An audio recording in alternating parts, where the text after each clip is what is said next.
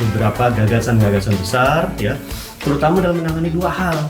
Satu, aspek kesehatan, kedua aspek bagaimana kita memulihkan kembali perekonomian kita. Kalau boleh cerita nih Kang Edi, soal bagaimana PAN mempersiapkan pemilu 2024.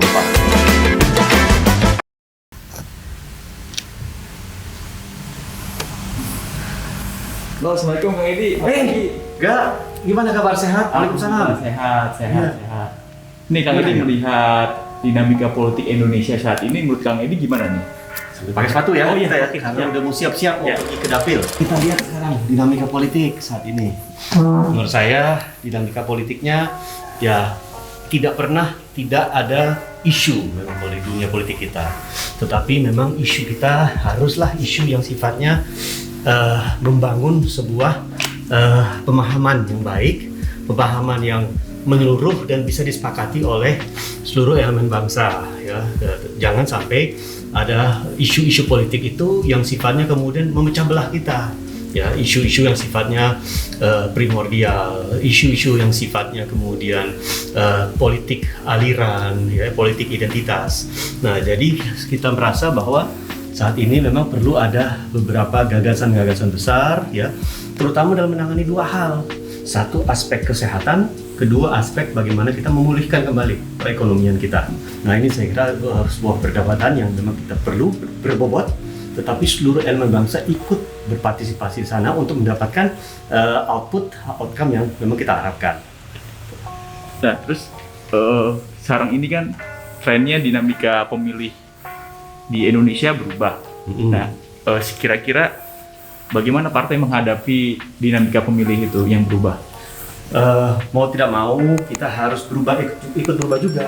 Tidak mungkin kita melaksanakan cara-cara lama ya, kita tidak menggunakan narasi yang lama ya, dengan dalam menghadapi kondisi yang sekarang berubah. Akan terjadi struktur, akan terjadi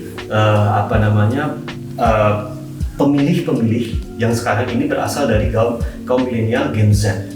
Nah, saya kira ini adalah kaum pemilih kita yang baru, yang memang patut dirangkul, karena memang lebih dari 50% pemilih kita di tahun 2024 nanti, yaitu akan berasal dari kalangan tersebut gitu. Jadi narasi kita harus berubah, approach-nya harus berubah, harus technology driven gitu.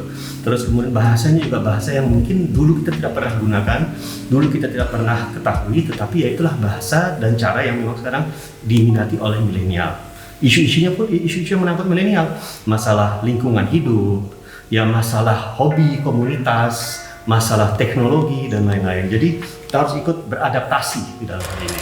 Dan berhubung ini kayaknya masih panjang pembicaraannya, ayo kita duduk dulu yuk sebentar. Iya, sip. Nah, jadi kamu duduk di mana? Silakan.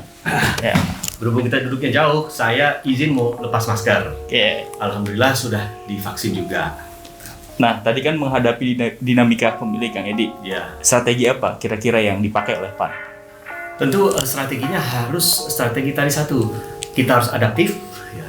Kita harus inovatif, ya, menghadirkan inovasi baru. Bagaimana kita merangkul kaum milenial dan Gen Z tersebut, ya, melalui tadi cara-cara narasi yang berbeda, approach yang berbeda, technology driven tadi saya sampaikan, ya. Terus kemudian juga ya kita harus mampu untuk memahami ya alam pikir mereka, ya alam pikir Gen Z dan milenial tersebut, ya, yang berbasis hobi, berbasis komunitas dan lain-lain. Oleh karena itu kegiatan kita pun nanti akan diatur sedemikian rupa. Nah, sekarang ini kita perlu harus juga memberikan pemahaman bagi kaum milenial dan Gen Z bagaimana pentingnya politik dalam peran kehidupan mereka sehari-hari. Karena berdasarkan survei-survei terakhir, ya politik itu termasuk dalam minat yang terbawah dari kaum Gen Z dan milenial. Nah, sehingga ya ini merupakan challenge tersendiri, tantangan tersendiri bagi kita, bagaimana kita bisa mendapatkan minat yang besar dari kaum milenial, sehingga nanti mereka-mereka yang tertarik kepada politik tidak melulu aktivis kampus atau aktivis di luar kampus, tetapi juga mereka-mereka yang datang dari kaum akademisi, dari seniman, dari pelaku komunitas, ya, dari kalangan pengusaha muda, UMKM dan lain-lain. Nah, terus kalau boleh cerita nih Kang Edi, soal bagaimana PAN mempersiapkan pemilu 2024. kita sekarang yang penting kita lakukan konsolidasi internal. Pasca Kongres 2019 kita sudah menyelesaikan seluruh rangkaian konsolidasi internal kita. Memang agak terhambat karena masalah pandemi, ya. Tetapi karena kita bisa lakukan segala sesuatunya itu sekarang secara online melalui daring, ya. Saya kira seluruh rangkaian ini bisa terselesaikan, ya, dan sungguh cukup mengagumkan waktunya. Dan menurut saya hemat biaya akan dilakukan secara daring, ya. Nah, langkah berikutnya adalah bagaimana kita sekarang menjangkau, reach out kepada konstituen kita. Dengan apa? Dengan gagasan dari PAN, dengan narasi, dengan bahasa, dengan konsep-konsep yang memang sesuai dengan karakter dan ideologi dari Partai Amanat Nasional.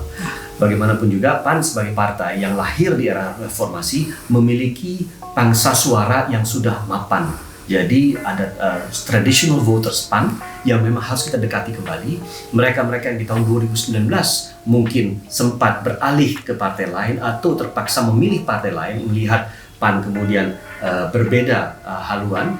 Tetapi di tahun 2024 ini kita berharap bahwa akan ada arus balik dari mereka-mereka traditional voters PAN yang selama ini menunggu agar PAN kembali mengokohkan dirinya sebagai partai Islam modern, moderat, tengah, dan partai intelektual. Jadi ini yang kita lakukan, kita reaching out ke mereka. Jadi setelah Lebaran nanti, insya Allah Pak Zulkifli Hasan sebagai Ketua Umum, saya dan teman-teman di PAN ini akan keliling ke seluruh Indonesia untuk melakukan pembahasan, melakukan dialog, dan kemudian turun menemui masyarakat. Nah, dalam konteks ini tentu kita turun itu tidak turun begitu saja tanpa ada bahasa, tanpa ada narasi, tanpa ada pesan yang ingin kita sampaikan. Nah, pesan inilah yang kemudian akan mengokohkan PAN itu sebagai partai modern, moderat, tengah, Islam tengah dalam hal ini. Nah, ini mudah-mudahan akan diterima kembali secara positif oleh masyarakat. Nah, satu lagi nih Kang Edi. Hari ini Kang Edi agendanya mau turun ke dapil ya. Nah, itu kalau boleh cerita, biasanya kalau turun ke dapil itu ngapain aja? Terus kesannya ketemu masyarakat itu seperti apa sih? Ketemu dengan masyarakat? Mumpung kita bicara turun ke dapil, kita sambil siap-siap. Biasanya saya ke dapil itu melakukan ini dalam rangka reses, ya, kebetulan reses DPR. Jadi saya melakukan ini dalam rangka reses. Nah, hari ini saya akan melakukan kegiatan di dapil untuk menemui ulama, terus kemudian melakukan sosialisasi 4 pilar. Oke Kang, hati-hati di jalan ya nanti ya. Terima kasih. Saya pamit dulu. Kalau begitu, sampai ketemu lagi. Saya harap hari ini mudah-mudahan kita lancar semuanya kegiatannya dan kita bisa diberikan kesehatan selalu dan kita juga bisa tetap menemui konstituen kita agar mereka juga tersemangati dalam pertemuan kita. Terima kasih. Salam sehat selalu. Assalamualaikum warahmatullahi wabarakatuh. Okay. Ayo kita jalan. Dadah Kang. Dadah Kang Edi.